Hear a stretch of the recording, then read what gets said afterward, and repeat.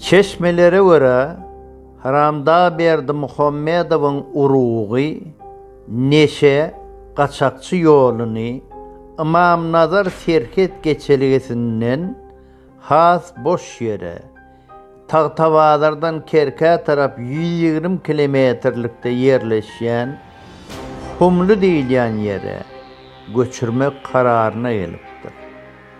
Sentabr ayın başında ol yere harbi dikuçor gonni ve nävelli adamlar bilen bilelikde bir kelleli adam çıkıp hiç kime hiç düşünürüş vermeden oğan tarafını geçmek niyetinin bardığını ve serhet kullukçulardan şol isteğini yerine getirmeklerini talep etti.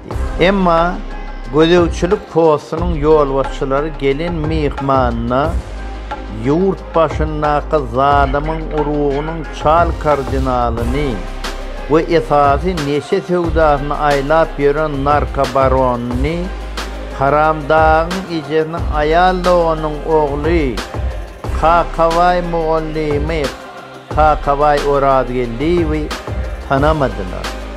Kahar gazaplı mihmanın canından son kıyıska vatın içinde mesele çözülse de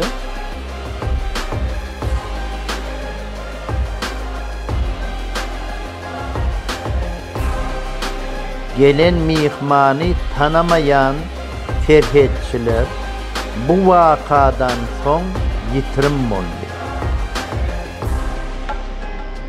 Onların yerine başka terhetçiler işleyer. Humlu'daki terhet bölümün dünyadan bir haber yolbaşçıları bolsa, ovadan nepe konslagırına zor bilen yitirim bolanların ikbalini baştan geçiren bolmağı gati ihtimal.